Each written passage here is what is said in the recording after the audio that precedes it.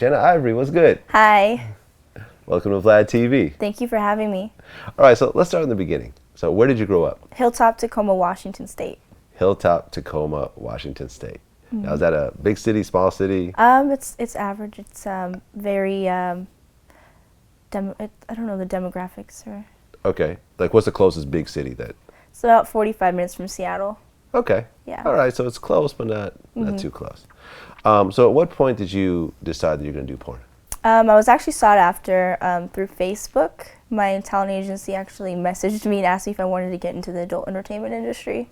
So you were just chilling on Facebook, and were you putting up bikini pictures, nude pictures? Not so much, no. Okay. So what, out of the billions of women in the world, what is it about a girl in Tacoma, Washington, that makes this LA-based porn company reach out? I have no idea. No idea. Okay, so out of the blue, you just got a message on Facebook. Yeah. And what did they say? They asked me if I was looking to join the adult entertainment industry for like Hustler and stuff like that, Penthouse, Playboy. So what was your first reaction when you saw that? I was hesitant. I did a little bit of research, and after that, I was all for it. Okay, and you're how old? I am 22. I got in the industry in October 2013, so I was, 20? 20. Okay, so you're 20 years old. Like, what kind of job did you have at the time? Modeling, just an aspiring model. Okay, so you're like an Instagram model?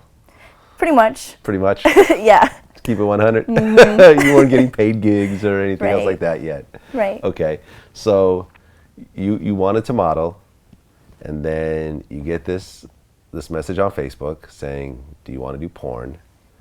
And how long did you really think it over? Quite a while, about a year. A year? Yeah. Okay, so you really thought it over. Yeah. Were they like continuously messaging you and stuff like that? No, not really. Okay, so you just kind of sat on it, Yeah. thought about it. So what made you, what was the trigger that finally made you say, I'm going to jump in? Well, I was also ready to get out of Washington State and pursue an acting career in modeling, and I thought that this would kind of be my stepping stone. Okay. So 20 years old, you pack up and you move to LA. Right. Okay. Did you tell your parents? No. No. No. What did you tell them the reason was for you to actually move to Well, LA? I actually don't have parents, which is the Really? the twist. Really? What happened? I just never have had parents. So you were adopted? I was adopted, and I also grew up in the foster system. Really? So, I mean, you hear a lot of horror stories about the foster system and so forth. Is that Accurate. a lot of these stories true? Yeah. Okay. So, you literally grew up from a baby in the foster system? 2 days old until I turned 18. Wow. Okay. So, how many different foster parents did you have? 47. 47. You knew that number right off the top of your head, too. So you had 3 foster parents a year on average until you turned 18. Pretty much, yeah. First 8 years of my life, I was adopted, and then I went back into foster care. My foster parents from birth actually adopted me when I was 3, changed my name, and then I went back into the system at age 8. So Okay. So I started moving around at 8. Okay, so what made you go back in the system at 8? Child abuse. Really? What happened? Rather. Okay. I mean, but we could jump to our conclusions at this point. So, because you were being abused, did the state come and take you out of that home? Yeah. Okay, because you're only 8 years old. Right. You're not really making your own decisions at this point and so forth. Which is also partially in take as to why I did a lot of moving around too. So. Okay. They would intervene and take me out of abusive situations as well. Okay. So, once you got taken out of your foster parents' home at 8 years old, were they arrested? They went through a long duration of like court hearings and stuff like that. I know my adopted mother spent one night in jail, and she had to do probation and community service. You don't sound very happy with that. No. Okay. So you were taken out at 8 years old and you were put into a foster home. Mm-hmm. Now, what was that like? Different, very different, very surreal. I remember just feeling awkward, and I kept having to move around, so like I would wake up sometimes and I wouldn't even like remember where I was at. So move around from one foster home to another? Mm-hmm. And roughly how many kids were in each foster home? It varied. From none to 1 to maybe 5. Okay, so it's not like a huge Well, I mean, when I was in facility. group homes, I mean, there was a lot more kids. So I don't really know the difference. So there's foster homes, then there's group homes. Mm-hmm. Okay. Group home is like more like a facility with like staff and multiple kids. Like a prison kind of? I guess. That would have been more like CRC. CRC, which is? It's for like runaway youth. Okay. It's like there's unsecured CRC and then there's secured CRC. Secured CRC is like full-time staff, like you're actually in a jail cell. They actually converted one of the pods in a juvenile hall into secured CRC. Okay. Mm-hmm. So at 8 years old, you were put into a foster home. Mm-hmm. And were you moved around different foster homes at that point? Yeah. Well, why were you moved around? There's a difference between long-term and short-term foster care. So some foster parents only have short-term licenses. So that could be anywhere from like just a weekend, which they call as respite care, or for a couple weeks, months, even a year. How many different foster homes were you in? 47 total. 47 total? Yeah. Okay. Now, do people in general, out of all the foster homes that you've been in, what percentage of people genuinely love children and really want to help the children versus I'm getting a check for every body in here and I'm going to try to maximize this to the best of my ability? Out of all those homes that I lived in, I only talked to 2 still to this day.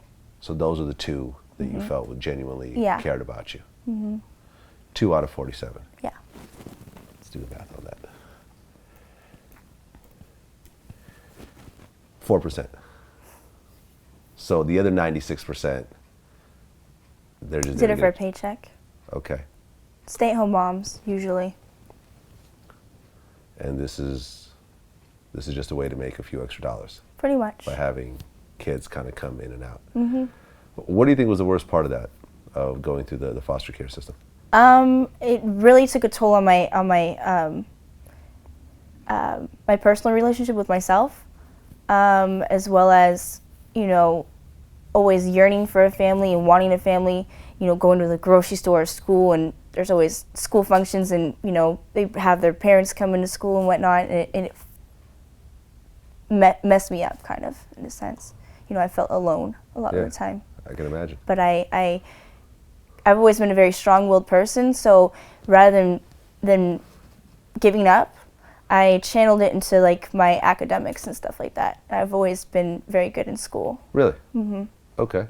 Was that hard, trying to do homework and participate in school when you have to up and move? Yeah, actually it was very nowhere. difficult. I mean, especially for high school. My senior year I went to, 2 different high schools? So the last school that I actually ended up graduating from, they required more credits to graduate. So I ended up having 8 classes a day.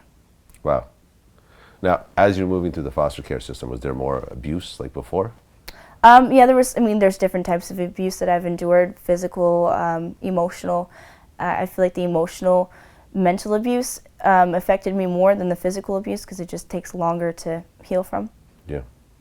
Now, once you're about 8 years old, are you not as attractive for adoption at that point because you're a little bit older? I was still legally adopted. But you're going through the foster care system, is what I'm saying. Oh, so no one else could adopt you because I was still legally adopted. Oh, and they weren't trying to let go of that. No, my adoption termination wasn't until I was 14 or 15.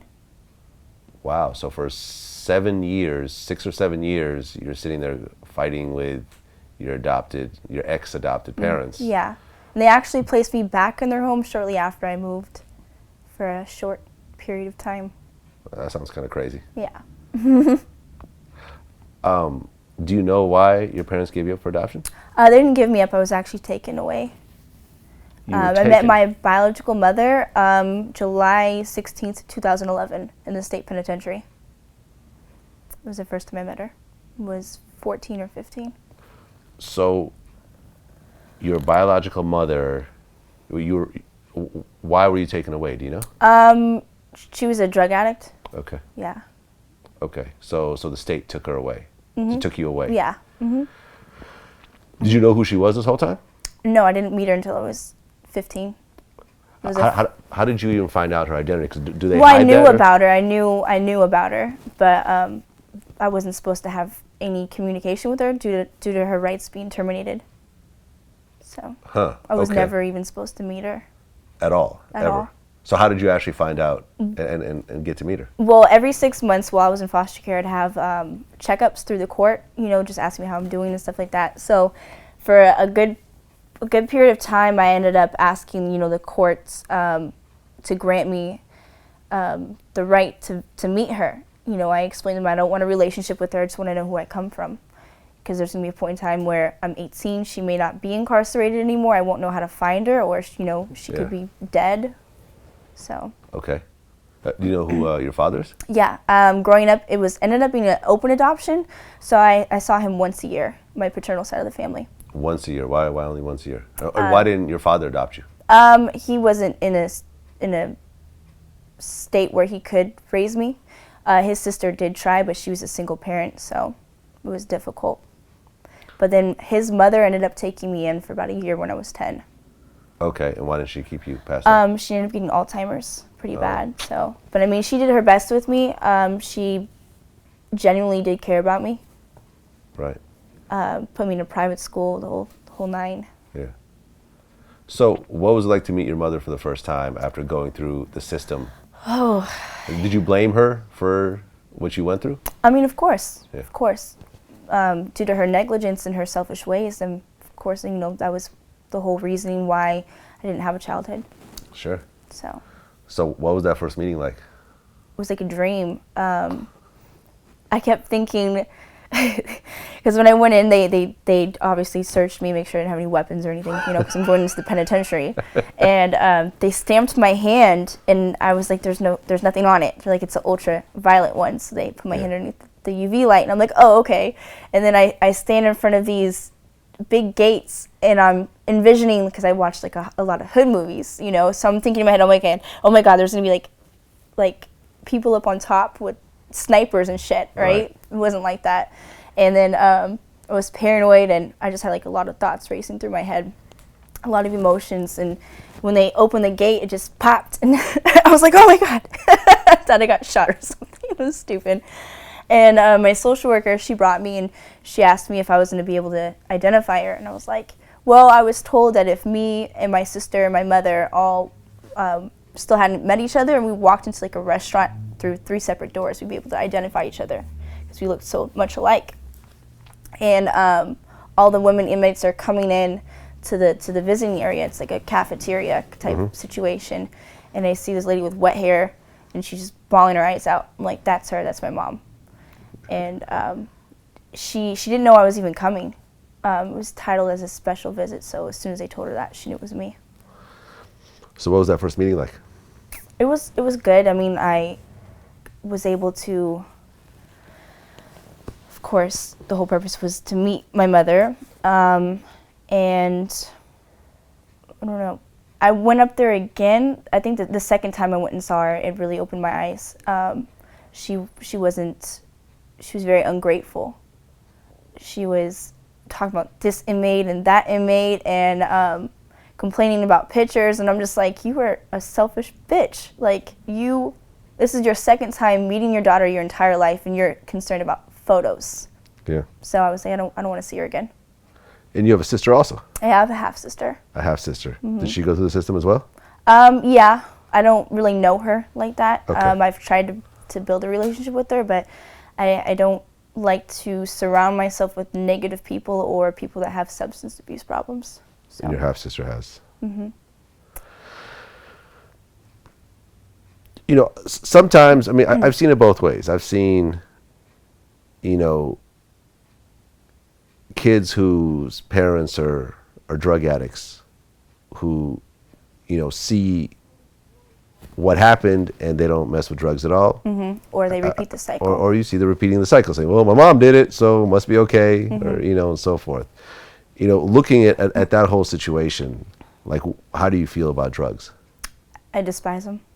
Yeah? Yeah. So you don't do any hard drugs? I don't even smoke weed. You don't smoke weed? Drink? Occasionally. Yeah, but I'm a lightweight. You're lightweight. Okay. So do you always think about that situation when you get approached with it? Because, especially in LA, drugs are everywhere. Well, I don't really hang out with too many people. I try to stay as neutral as possible. I feel you. I work and go home.